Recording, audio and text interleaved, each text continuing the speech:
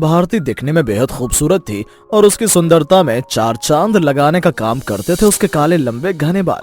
उसकी चोटी नागिन की तरह बल खाती रहती थी। ये सब देखकर हर कोई उसकी सुंदरता और उसके लंबे काले बालों की तारीफ किया करते थे। ऐसे ही अब भारती के माता पिता को उसकी शादी की चिंता सताने लगती है। एक दिन भारती को देखने के लिए अनुराग नाम का लड़का अपनी माँ कमला और बहन निक्की के साथ आता है। कमला तो पहली नजर में ही भारती को पसंद कर लेती है और कहती है, अरे भाई, हमें तो लड़की पसंद है। लड़की की सुंदरता तो देखो, वाह क्या ही कहना।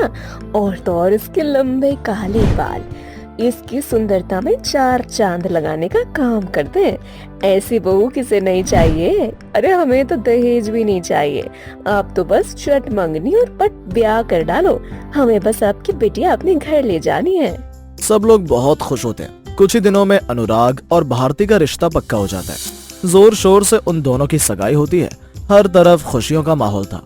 देखते ही देखते उनकी शादी का दिन नजदीक आ जाता है। भारती और अनुराग की शादी बड़ी ही धूमधाम से होती है। शादी के बाद भारती अपने ससुराल की सारी जिम्मेदारी को बखूबी संभाल लेती है।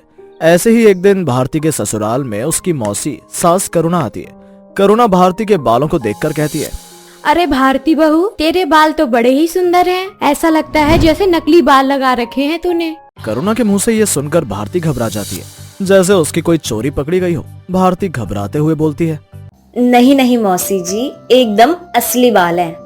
आपको शायद गलत फहमी हुई है। अरे तू घबरा क्यों गई? ऐसा लग रहा है जैसे तेरी कोई चोरी पकड़ी गई हो। अरे मैं तो मजाक कर रही हूँ। वैसे सच बताऊं, भारती बहू तू तारीफ के लायक तो है। मेरी बहन लाखों में एक बहू ढूंढ कर लाई है अपने लिए। घर के काम काज में भी परफेक्ट है, सुंदरता में भी परफेक्ट है। बाल तो इतने ज्यादा परफेक्ट हैं तेरे कि पूछो मत। पूरे मोहल्ले में तेरे ही बालों की तारीफ होती रहती है। ऐसा कौन सा तेल लगाती है तू? कुछ भी तो नहीं। जैसा आप लोग नॉर्मल करते हैं तेल वगैरह, वही मैं भी करती हूँ अपने बालों के लिए। कुछ भी एक्स्ट्रा नहीं करती। सब कुछ तो भगवान की देन है मौसी जी। अगर बुरा ना लगे तो क्या मैं तेरे बालों को छूकर देख सकती हूँ? भारती करुणा के मुंह से ये बात सुनकर बहुत ही ज्यादा घबरा जाती है और उसे एकदम से कोई बात याद आती है, जिसमें एक बूढ़ी औरत भारती से कहती है, ध्यान रखना, इस जादुई बाल को कोई भी व्यक्ति ना छूने पाए। अगर कोई भी बालों की सच्चाई जानने के लिए उसे छूने की कोशिश करता है तो ये बाल तुरंत झड़ने लग जाएंगे। ये बात याद करने के बाद भारती कहती है, अरे मौसी जी, आप किन बातों के पीछे पड़ गई? मैं आपके लिए गर्मा गर्म पकौड़े बनाकर लाती हूँ। ऐसे ही समय बीतता जाता है। एक दिन अनुराग की छोटी बहन निक्की अपनी भाभी भारती से कहती है, भाभी एक बात बताओ, सच में आप अपने बालों में कुछ भी एक्स्ट्रा नहीं करती हो? I mean, आपके बाल और आपकी अपनी मोटी चोटी देखकर ना ऐसा लगता है जैसे आप अलग से अपने बालों की केयर करती हो। मैं चाहती हूँ कि मेरे बाल भी आपके बालों जैसे हो जाएं। अरे निक्की, मेरे बाल तो नेचुरल हैं और मैं कुछ भी नहीं करती अपने बालों के लिए। जो चीज भगवान ने बना कर दी है वो चीज हमारे हाथ में तो नहीं है ना। और सच बताऊं तो मुझे ना तुम्हारे बाल अच्छे लगते हैं। अपने बाल तो बहुत बेकार लगते हैं। मैं क्या सोच रही थी ना, क्यों ना हम दोनों सैलून में जाकर अपने बालों को स्ट्रेट करवा लें। और अब आपके बाल भी थोड़े से घुंघराले हैं तो हम दोनों अपने बालों को ना थोड़ा स्ट्रेट करवा लेते हैं। हाँ, इतना बोलते ही निक्की भारती के बालों में हाथ लगाने वाली थी। तभी भारती निक्की को थोड़ा सा धक्का मारकर हटा देती है और कहती है, आप ना बुरा मत मानना मेरी इस हरकत को। वो दरअसल बात यह है कि मैं अपने बालों में केमिकल ट्रीटमेंट बिल्कुल भी नहीं करवाती। मुझे नेचुरल तरीके से ही अपने बालों को अच्छा रखना पसंद आता है। और आपको जो करवाना है आप करवा सकती हैं, मुझे नहीं करवाना कुछ भी। अगर आपको नहीं करवाना तो मत करवाओ ना, लेकिन ये कौन सा तरीका है? आपने मुझे धक्का क्यों दिया? इतना घमंड करना अच्छी बात नहीं है। और भाभी, घमंड तो रावण का भी नहीं दिखा। फिर तो आपके बाल क्या चीज है? इतना बोलकर मीठी अपने कमरे में आ जाती है। कहीं न कहीं बहुत बुरा लगता है। अब वो जानना चाहती थी कि आखिर भारती अपने बालों में ऐसा क्या लगाती है जिससे उसके बाल इतने सुंदर हैं। ऐसे ही एक दिन भारती घर पर अकेली थी। आज तो घर पे कोई नहीं है और मैंने कई दिनों से अपने बालों की साफ सफाई नहीं की है। क्यों ना आज कर लूं? इतना बोलकर भारती अपने सारे बाल उतारकर उसे अच्छे से वॉश करती है और फिर उसमें तेल लगाती है। थोड़ी देर के लिए भारती अपने जादुई बाल को उतारकर बेड पर रखकर सो जाती है और भारती बहुत गहरी नींद में हो जाती है। थोड़ी देर बाद जब उसकी आंख खुलती है तो वो भूल जाती है कि उसके सर पर बाल नहीं है। वो किचन में चली जाती है। तभी वहाँ कमला आ जाती है।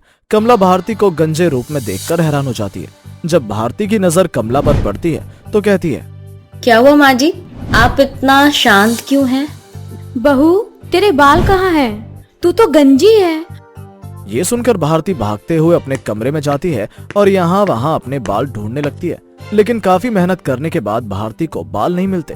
तभी निक्की भारती के नकली बाल अपने हाथों में लेकर आती है और उससे कहती है, यही ढूंढ रही हो क्या भाभी? आपको शर्म नहीं आई हमसे इतना बड़ा झूठ बोलते हुए?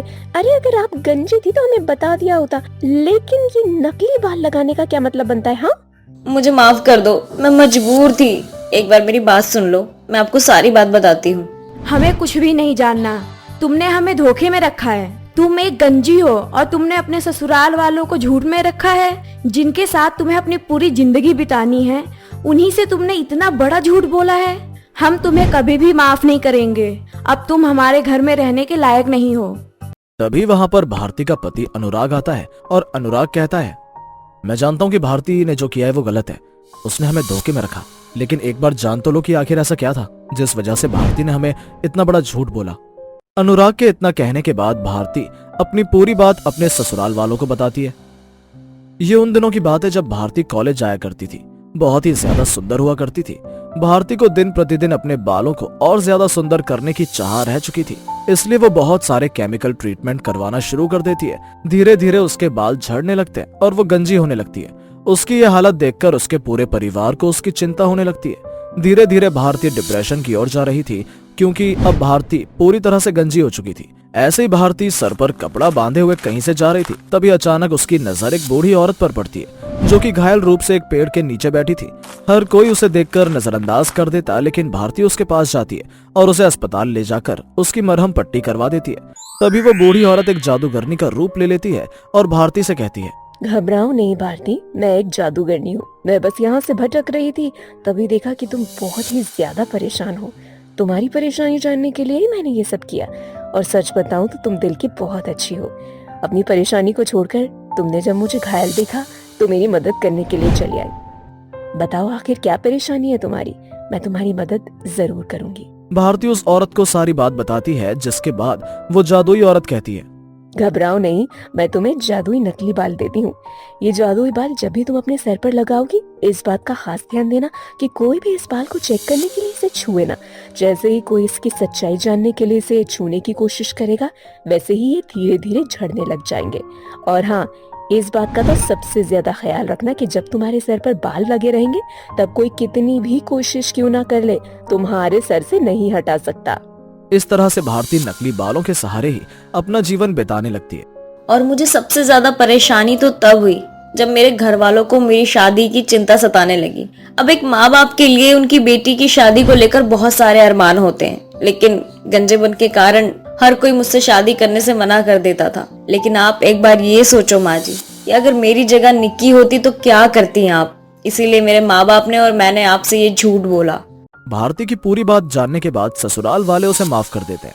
कमला और निक्की दोनों भारती को उसके जादुई नकली चोटी के साथ स्वीकार कर लेते हैं और हंसी खुशी अपने जीवन में आगे बढ़ते हैं। सुमित्रा के 5 बेटे थे, जिसमें से सुमित्रा का सबसे छोटा बेटा उसका लाडला था। वो अपने आगे की पढ़ाई करना चाहता था, इसलिए विदेश चला गया और वहीं पर रहकर अपनी पढ़ाई पूरी करने लगा। बहुत जल्द एक एक करके सुमित्रा ने अपने चारों बेटों की शादी करवा दी थी। सुमित्रा के चारों बहू काफी सुंदर थी और बस इसी बात का सुमित्रा को अपनी चारों ही बहुओं पर बहुत घमंड था।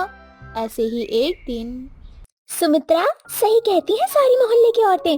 तुम अपने घर में बहू नहीं 4-4 चांद लेकर आई हो, जो तुम्हारे घर में हर समय चमकती रहती हैं, जो तुम्हारे घर को रोशन कर रही हैं।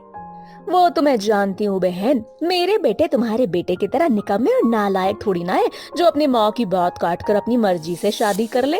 क्या फर्क पड़ता है सुमित्रा बहन? मेरे बेटों ने अपनी मर्जी से शादी की हो या मेरी मर्जी से, मेरी बहू संस्कारी और सर्वगुण संपन्न है। मुझे और कुछ नहीं चाहिए। अरे बहन, तुम तो बड़ी ही भोली हो। वैसे बहन, पीढ़ी संस्कार से नहीं चलती, वंश से चलती है। और तुम्हारे बेटे की शादी को 5 साल होने को आ गए, पर तुम्हारे घर में तो अब तक बच्चे की किलकारी नहीं गूंजी। इसमें तुम्हारी भी क्या गलती? अब तुम्हारा बेटा ही बांझ औरत लेकर आया है, तो कोई क्या करे। सुमित्रा बहन, बस करो। तुम मेरे या मेरे बेटे के बारे में कुछ भी कह लो, मैं सब बर्दाश्त कर लूंगी, पर खबरदार अगर तुमने मेरी बहू को बांझ कहा तो। सुमित्रा की पड़ोसन को सुमित्रा की बात शराबी पसंद नहीं आती और वो भी सुमित्रा को करारा जवाब देती है। सुमित्रा को अपनी चारों ही बहू पर बड़ा घमंड था, इसलिए वो अपनी पड़ोसन की बहू को बार बार कोसने लगती है और भला बुरा सुनाने लगती है, जिसके बाद सुमित्रा की पड़ोसन अपने गुस्से पर काबू नहीं कर पाती और रोती हुई गुस्से में सुमित्रा से कहती है, सुमित्रा बहन, तुम्हें बड़ा ही घमंड है ना। तुम्हारा ये घमंड टूटना बहुत जरूरी है और तुम मेरी बहू को बांझ कह रही हो। जाओ, मैं तुम्हें दिल से बद्दुआ देती हूँ। तुम्हारी चारों बहुएं भी बांझ हो जाएंगी, तुम्हारे घर में भी बच्चे की किलकारी नहीं गूंजेगी और तुम्हारा छोटा बेटा अपनी पसंद की लड़की से शादी करके विदेश में बस जाएगा। तुम अपने छोटे बेटे के लिए तरसती रहोगी और तुम्हारी चारों बहुएं बच्चे के लिए तरसेंगी। जैसे ही सुमित्रा की पड़ोसन सुमित्रा को श्राप देती है, वैसे ही सुमित्रा की सारी बहू वहाँ आ जाती है और सबसे बड़ी बहू आंचल ये बद्दुआ सुनकर अपनी पड़ोसन के सामने हाथ जोड़कर विनती करने लगती है। नहीं आंटी जी, हमारी सास की गलती की सजा हम चारों को मत दीजिए। हम चारों आपके सामने हाथ जोड़ते हैं, लेकिन ऐसी बद्दुआ मत दीजिए हमें। अरे आंचल बहू, तू बेकार ही इस औरत के सामने रोकर भीख मांग रही है। ये कलयुग का जमाना है, आज के जमाने में ऐसा कुछ नहीं होता। सुमित्रा इसे छोटी सी बात समझकर टाल देती है। अब इसी तरह से कुछ साल बीत जाते हैं और अब तक सुमित्रा की चारों बहुओं में से एक को भी बच्चा नहीं हुआ था, जिसके बाद एक दिन सुमित्रा की दूसरी बहू, माँ जी, हमारी शादी को 3 साल हो चुके हैं, लेकिन अब तक हम चारों में से कोई भी माँ नहीं बन पाया। मानो या न मानो, आंटी की बदुआ हमें लग चुकी है। बहू, तुम चारों कुछ ज्यादा ही सोच रही हो। आज के समय में ऐसा कुछ नहीं होता। इस बात को बीते 3 साल हो चुके थे, पर अब तक सुमित्रा का घमंड वैसा का वैसा ही था। इसी तरह से कुछ दिन बीत जाते हैं और एक दिन प्रकाश का फोन आता है। माँ, तुम और भाभी कैसी हो? हम सब तो ठीक है बेटा, पर तू हमें ये बता कि तू घर कब आएगा। तू जब से विदेश गया है तब से एक बार भी विदेश से घर नहीं आया। क्या तुझे हम सबकी कोई याद व्याद नहीं आती? और पता नहीं तू ऐसी कौन सी पढ़ाई कर रहा है जो खत्म ही नहीं हो रही। माँ, मेरी पढ़ाई को खत्म हुए 1 साल हो चुका है, पर मेरा घर न आने का एक कारण है। मुझे डर लगता है अगर मैं नवनीत के साथ घर आया तो आप हमें घर से निकाल दोगी, क्योंकि नवनीत विदेशी है और मैंने एक विदेशी लड़की से शादी करके यहीं पर रहने का फैसला ले लिया है। क्या तूने शादी कर ली और घर में किसी को बताया तक नहीं? तूने अपनी माँ को भी इस बारे में बताना जरूरी नहीं समझा? मैं जानता था आप इसी तरह से नाराज होंगी, इसलिए मेरी कभी हिम्मत ही नहीं हो पाई कि मैं आपका सामना कर सकूं, आपको सच बता सकूं। आज भी सिर्फ नवनीत के कहने पर मैंने आपको फोन किया और अपनी शादी के बारे में बताया। अब तो तू बीवी का गुलाम हो गया है। तेरी बीवी बोलेगी तो ही तू माँ से बात करेगा। ऐसी बात नहीं है, मैं आपकी बहुत इज्जत करता हूँ। अगर तू मेरी इतनी इज्जत कर रहा होता तो तू अपनी मर्जी से शादी नहीं करता। मैं तेरी इस शादी को नहीं अपनाती और ना ही तेरी इस बीवी को। इसीलिए आइंदा से तू मुझे कभी फोन कॉल मत करना। मेरे लिए मेरे एक बेटे बहू मर चुके हैं। इस तरह से सुमित्रा अपने सबसे छोटे बेटे से अपना रिश्ता तोड़ देती है। समय यूं ही बीतता जाता है और देखते ही देखते 5 साल गुजर जाते हैं, पर इन 5 सालों में भी सुमित्रा की एक भी बहू की गोद में नहीं भरती और समय के साथ सुमित्रा का घमंड टूटने लगता है। मेरी गलतियों की सजा मेरी बहुओं को मिल रही है। ये सब कुछ बद्दुआ की वजह से हो रहा है। अब सुमित्रा को अपनी गलती पर पछतावा होता है और वो फूट फूट कर रोने लगती है। इसी तरह से कुछ महीने और बीत जाते हैं और एक दिन प्रकाश का फोन आता है। हाँ, मैं जानता हूँ आप मुझसे बहुत नाराज हो, आप मुझसे बात भी नहीं करना चाहती, पर एक बार मेरी बात सुन लो। आपकी सबसे छोटी बहू माँ बनने वाली है, आप अपनी बहू को आशीर्वाद दे दो। इतना बोलकर प्रकाश फोन रख देता है। प्रकाश के फोन रखने के बाद सुमित्रा बहुत रोती है, जिसके बाद सुमित्रा की चारों बहू उसे समझाती है। माँ जी, अपनी नाराजगी छोड़ दीजिए ना। देखिए कितने दिनों बाद आपके 5 बहुओं में से एक बहू माँ बनने वाली है। सब कुछ भूल जाइए और देवर जी को भी घर बुला लीजिए। हाँ माँ जी, देवर जी को माफ कर दीजिए और उन्हें घर बुला लीजिए। अब सुमित्रा अपनी नाराजगी छोड़कर अपनी सबसे छोटे बहू को घर बुला लेती है, पर घर आने के बाद सुमित्रा के घर में खुशियों की लहर आ जाती है। सुमित्रा की खुशियाँ दुगनी तब होती है जब नवनीत एक बहुत ही प्यारी सी बच्ची को जन्म देती है।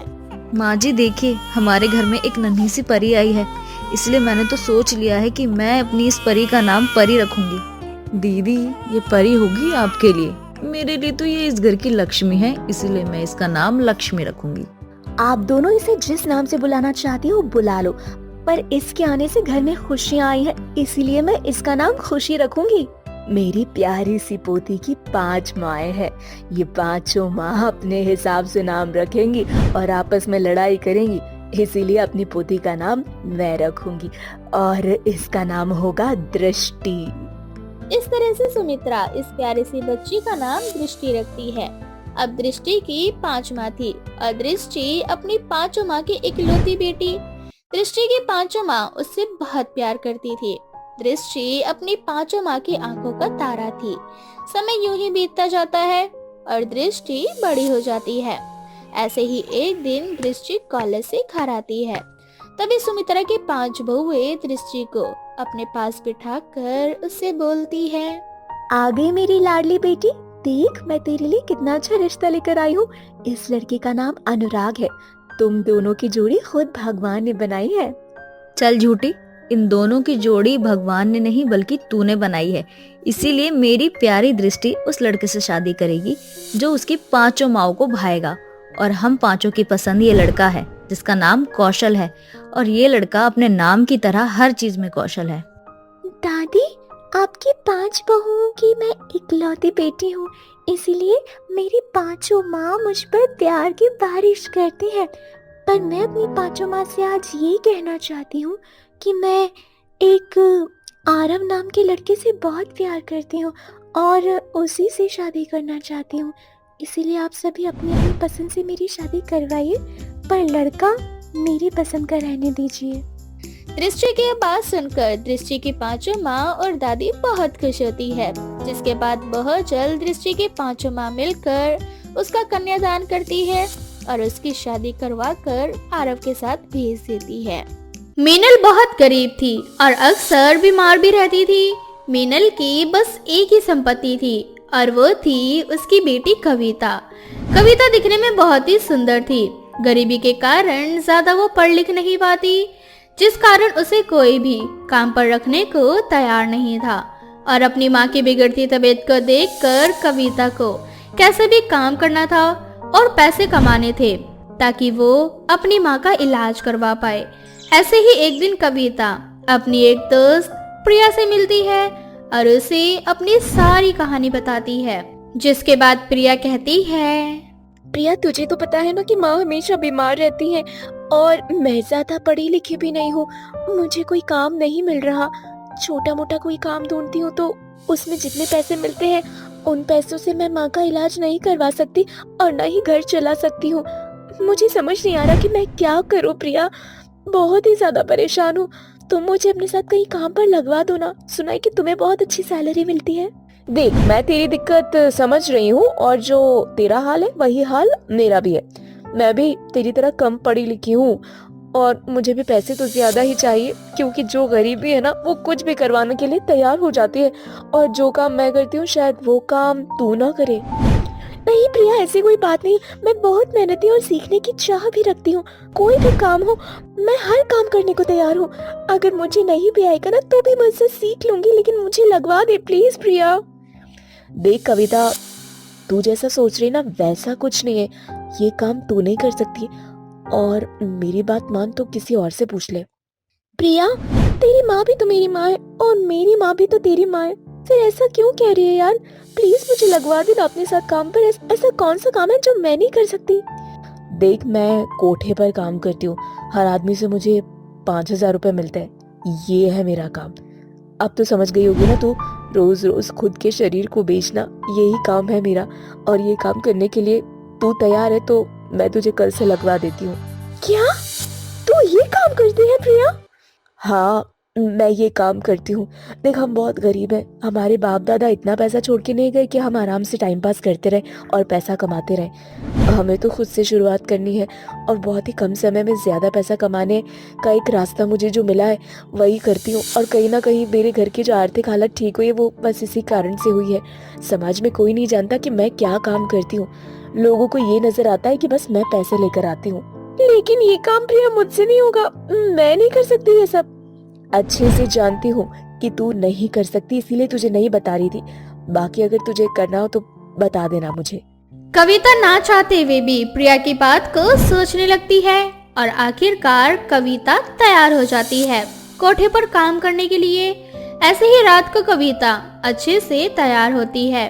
तभी मीनल उससे कहती है, अरे कविता बेटा, इतनी रात को तैयार होकर कहाँ जा रही है? माँ, वो मुझे इवेंट का काम मिला है, तो ये काम ना सिर्फ नाइट में होता है और इसी समय जाना होता है। मुझे ना वहाँ बहुत सारे लोग आते हैं, तो फिर अच्छे से खुद को तैयार करके रखना पड़ता है। अच्छा चल ठीक है, अपना ध्यान रखना। मेरी तबीयत ना कुछ ठीक नहीं लग रही, मैं जा रही हूँ सोने के लिए। और दरवाजा बाहर से ही बंद कर देना, कम से कम अगर तुझे रात में देरी भी हो जाती है आने में तो तू खुद दरवाजा खोल लेगी। ठीक है, आप आराम से सो जाओ मैम, मैं जा रही हूँ। थोड़ी देर बाद कविता वहाँ से चली जाती है। शुरू में कविता को बहुत तकलीफ होती है, लेकिन धीरे धीरे कविता खुद को उस माहौल में ढाल लेती है। ऐसे ही एक दिन कविता जिस कोठे में काम करती है उसी कोठे के सामने एक कार खड़ी थी। उस कार में 4-5 लड़के थे, जिनमें से एक लड़का जिसका नाम अर्जुन था, उसका बर्थडे था। उसके सभी दोस्त उसे बर्थडे पर उस कोठे के सामने ले आते हैं और उससे कहते हैं, देख भाई, तेरा आज बर्थडे और तेरे बर्थडे पर ना हम तुझे सरप्राइज देना चाहते हैं। अरे यार, मेरे बर्थडे पर ये कौन सी हवेली के आगे खड़ा कर दिया तुम लोगों ने मुझे। अबे साले, तूने आज तक एक बंदी तो बनाई नहीं, इसलिए ना बिना बंदी के भी तुझे हम असली स्वाद चखाने के लिए इस कोठे के सामने लेकर आए हैं। यहाँ ना एक से बढ़कर एक सुंदर लड़कियां मिलती हैं। तू जिस पर हाथ रखेगा ना, उस लड़की को हम तेरे आगे लाकर खड़ा कर देंगे। और पैसे की चिंता मत कर, आज ये जो ट्रीट है ना वो हमारी तरफ से है। अरे यार, ये सब क्या है? मुझे नहीं पसंद यार, और मैं ना यहाँ से जा रहा हूँ यार। अरे यार, एक बार मिलकर तो देख, फिर कैसे तेरा दिल नहीं करता इन सारी चीजों के लिए। देख यार, ये सब ना गलत है और पैसों से किसी का जिस्म खरीदना भी गलत है। तुम लोगों को करना है तो तुम करो, मैं तो चला यहाँ से। मतलब तुम हमारे लिए इतना नहीं कर सकते? हाँ, अबे तू मर्द है ना मर्द है?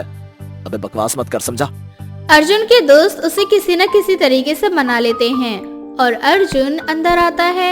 अर्जुन को कमरे के अंदर भेज दिया जाता है जहाँ पर कविता होती है। कविता अर्जुन को देखकर उससे कहती है, साहब, मुझे ना हॉस्पिटल जाना है, मेरी माँ बहुत बीमार है। आपको जो करना जल्दी करो और मुझे पैसे दो। क्या तुम्हारी माँ बीमार है और तुम ये सब कर रही हो? कोई अपनी मर्जी से नहीं करता, ये मेरी मजबूरी है। मेरी माँ हॉस्पिटल में है और मुझे जल्द से जल्द हॉस्पिटल जाना है। प्लीज आप मुझे पैसे दे दो, मैं वादा करती हूँ कल मैं खुद आपके पास हाजिर हो जाऊंगी। देखो, तुम चिंता मत करो, मैं वैसे भी ये सब कुछ करने नहीं आया था। बाकी तुम मेरे साथ हॉस्पिटल चलो, मैं तुम्हें हॉस्पिटल छोड़ देता हूँ। सच में? हाँ बाबा, सच में, चलो मेरे साथ। इस तरह से अर्जुन कविता को अपनी गाड़ी में बैठाता है और उसे हॉस्पिटल ले जाता है। अर्जुन बार बार कविता को ही देख रहा था। कविता दिखने में बहुत ही ज्यादा सुंदर थी और उसका मासूम सा चेहरा बार बार अर्जुन को अपनी ओर खींच रहा था। कहीं न कहीं इशारा एक प्यार की ओर ही था। अर्जुन को पहली नजर में ही कविता से प्यार हो जाता है। थोड़ी देर बाद अर्जुन कविता दोनों अस्पताल पहुंचते हैं। अर्जुन कविता की माँ के इलाज का सारा पैसा देता है। ऐसे ही समय बीतता जाता है। अब कविता और अर्जुन दोनों आए दिन एक दूसरे से मिला करते। धीरे धीरे अर्जुन और कविता दोनों एक दूसरे से प्यार करने लगते हैं, जिसके बाद अर्जुन कविता से कहता है, कविता, मैं तुमसे एक बात कहना चाहता हूँ। तुम्हारी मजबूरी थी जिस कारण तुम्हें ये काम करना पड़ा, लेकिन अब ये काम बंद कर दो। अब मैं तुम्हारे जीवन में आ चुका हूँ। मैं तुम्हारा हाथ थामना चाहता हूँ, तुम्हें अपनी धर्म पत्नी बनाना चाहता हूँ। देखो अर्जुन, शादी बहुत बड़ी जिम्मेदारी होती है और तुम्हें पता है मैं एक कोठे वाली हूँ और ये पूरा समाज ना तुम पर थूकने लगेगा। तुम्हारी बहुत बदनामी होगी अगर तुम्हारा नाम मेरे साथ जुड़ गया तो। देखो, मुझे नहीं पता कि कौन क्या सोचता है और क्या नहीं, और वैसे भी मैं शहर में नहीं रहता। मैं जिस शहर में रहता हूँ ना, वहाँ तुम्हें कोई नहीं जानता, और वहाँ तुम कविता नहीं बल्कि कविता अर्जुन सिंह के नाम से जानी जाओगी। इस तरह से कविता और अर्जुन दोनों अपनी रजामंदी से शादी कर लेते हैं, जिसके बाद कविता और अर्जुन दोनों मिलकर अपनी एक नई जिंदगी की शुरुआत करते हैं और हंसी खुशी अपने जीवन में आगे बढ़ते हैं।